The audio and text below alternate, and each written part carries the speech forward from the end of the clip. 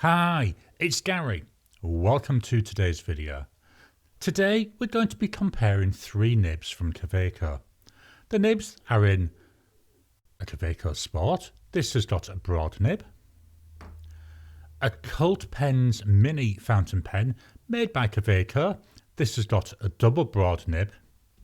And then finally we've got another Kaweco Sport. This one has got a 1.1 stub nib. Join me now down on the mat. We'll take a quick look at the pens, we'll look at the nibs, we'll do a writing sample, then I'll give you my thoughts on these.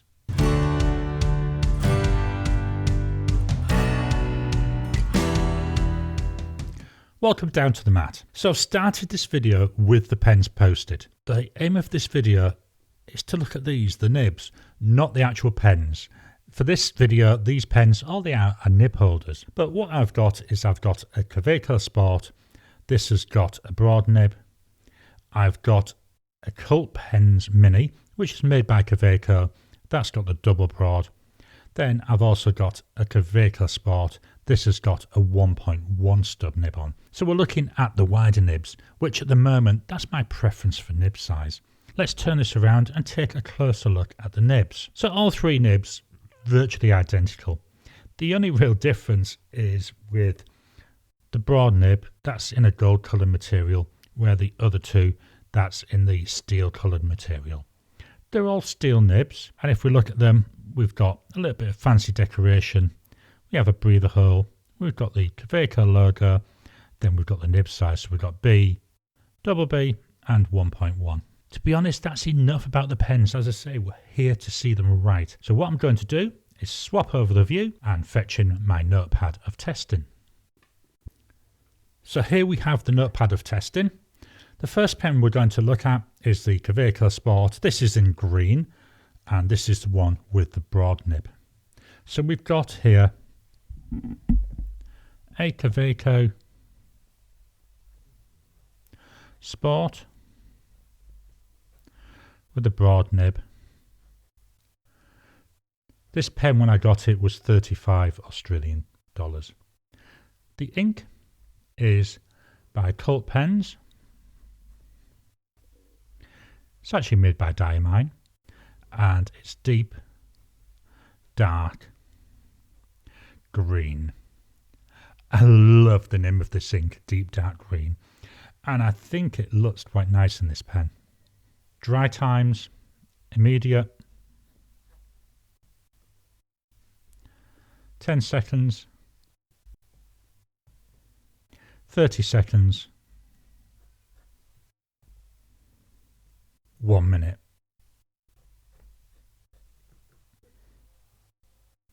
After a minute, that's still smudging quite a bit. I'll do a 2-minute test.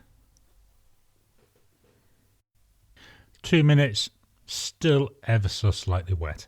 So a nice wet combo. Let's move the mic and we'll do a writing sample.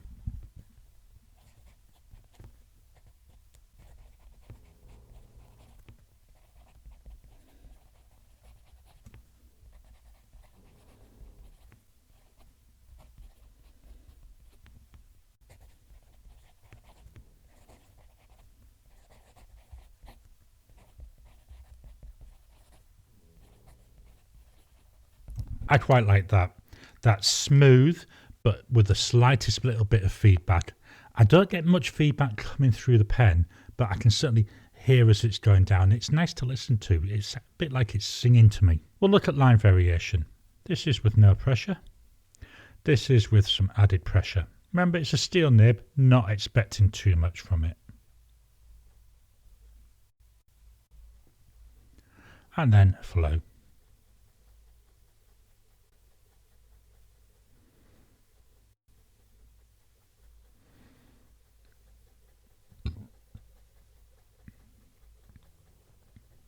That's quite enjoyable. It's nice. I quite enjoy using this pen. This pen actually goes with me virtually everywhere. It's nice and small, so I have this and I've got a small A6 size notebook. They fit in my cargo trouser pocket or my cargo shorts pocket in the nice weather. So I've always got a notepad and pen, and this, it's a nice light pen. Got a nice decent line from it. As I say, goes everywhere. So this is the Broad Nib. We're now going to reposition the paper. So the next pen is the Cult Pens Mini. This has got the double broad nib in it. This is a very small and narrow pen. You know, the nib looks nearly as wide as the body. So we've got here a Cult. There we are, Cult Pens Mini with a double broad nib. I paid $50 Australian for this pen. The ink is Ancient Song, Fisherman's Song.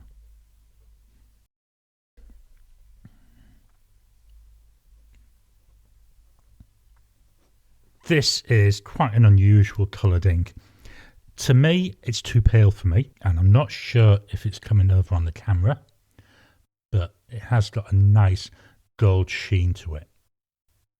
I've not had this in another pen, so I don't know if this paleness is due to the nib. I don't think it is. I just think that's the colour of the pen, but I quite like it. Let's move the mic and do some writing.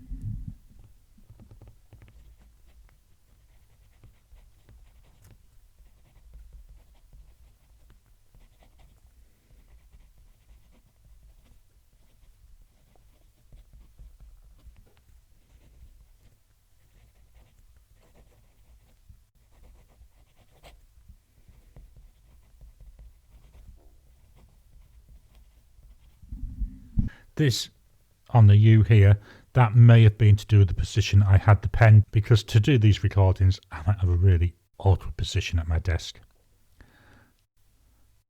Line variation. Not seeing much in the way of difference, and I think, there we go, let's try that again. Seeing a bit of railroad in there as well. Do my S's.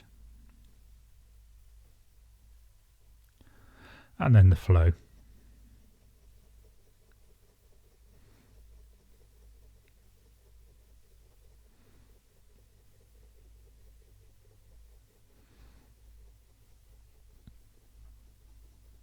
There we go. So with this ink, I'm seeing a lot of shading. I say I can't 100% put it down to the ink. I do think it's the way the ink and the pen work together. I quite like it. The ink slightly too pale for me. Again, it was worth experimenting, and I thought this is a good one to experiment with. But yeah, quite nice. And if we look at the line of the double broad, definitely see it's a little bit wider than what we were seeing when we were writing here with that Kaweco Sport and the broad nib. So this is the Cult Pens Mini with the double broad nib. My final pen, let me just move this up again. This is a Kaweco Sport. This one though, it's got a 1.1 stub nib. It's one of my newest pens and I'm quite enjoying using this. So we've got here a Kaweco Sport with at 1.1 stub nib. When I bought this, it was $34 Australian. The difference in price between this one and the previous Sport is all down to currency fluctuations. The ink is by Dominant Industry.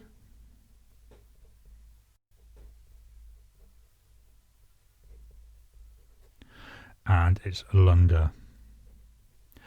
Beautiful brown ink. I absolutely love it in this pen. I got this coconut coloured pen because I thought, well, it'll go with any ink. And certainly, you know, if we look at the comparison there, it would have gone with any of the inks on this page, but this Lunga looks so nice. Let's do our drying times. There's media. Here's 10 seconds. 30 seconds.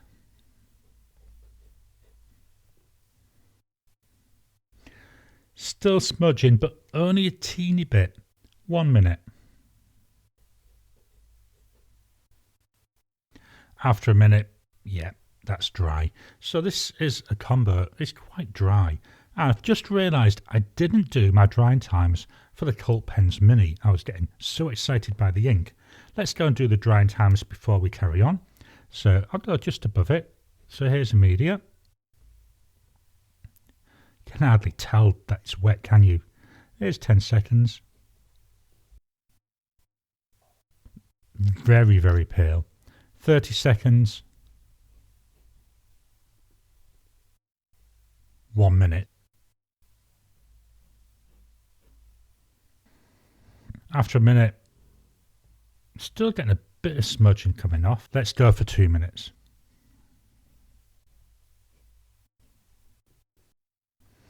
After 2 minutes, yeah, we're dry now. Let's go back down the page then, and we'll get on with a writing sample for the 1.1 nib.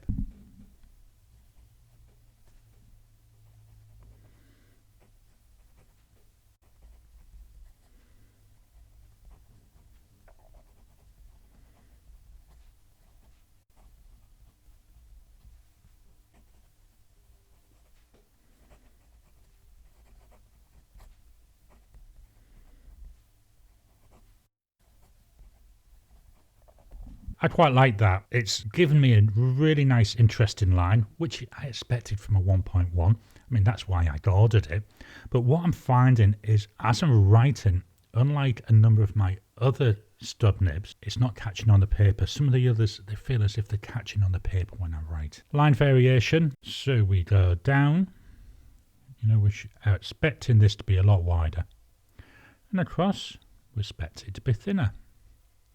Going down with no pressure, adding the pressure, a little bit of difference, but didn't expect too much. I say all these are steel nibs. Look at this difference though when we're doing the S's. I think that looks really nice. And then flow.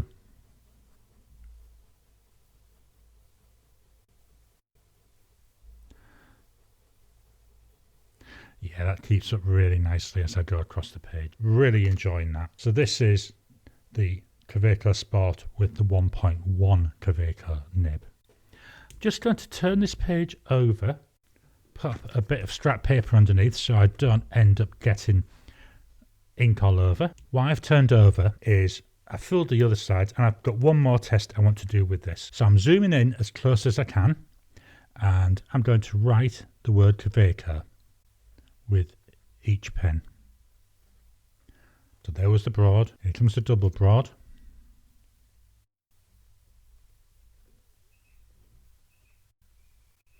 And then the stub.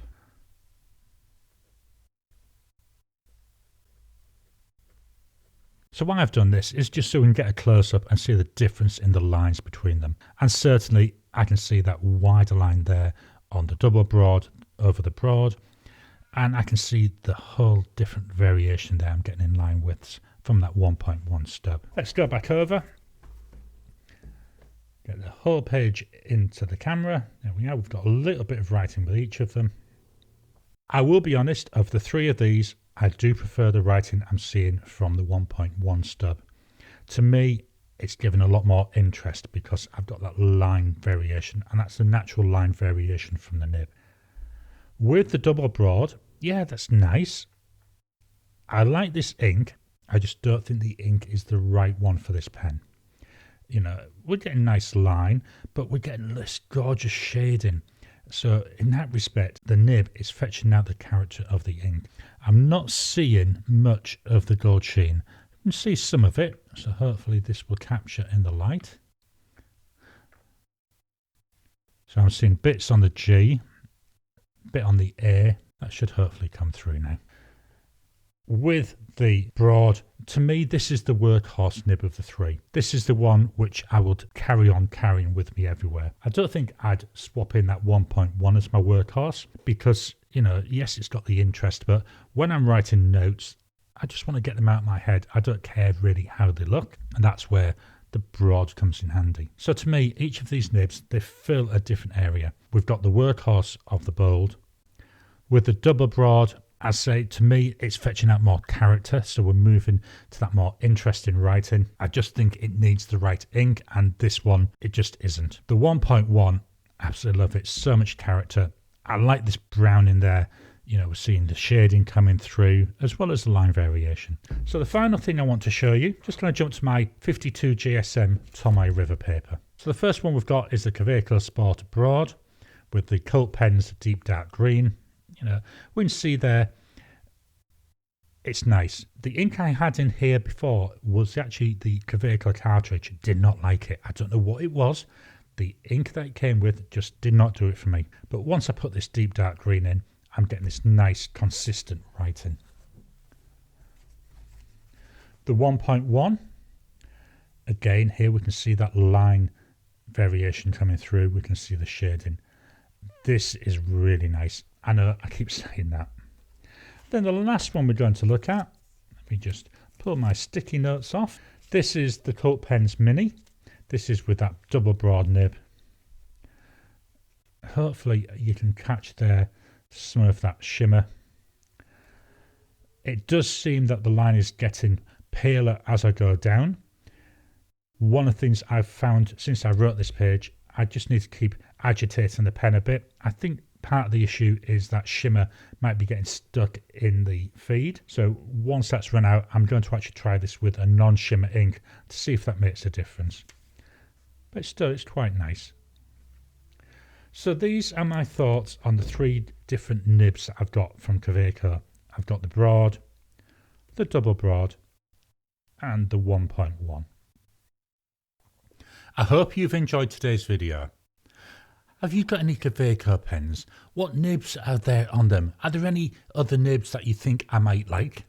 I tend to like, at the moment, broads and wider nibs, occasional medium. So I'd be interested to see what other people think of the different sizes. Please drop your comments down below.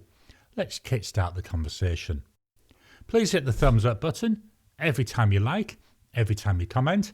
It just helps with the YouTube algorithm. If you haven't already, please subscribe to my channel so that you can get new videos as I release them. I'll talk to you again soon.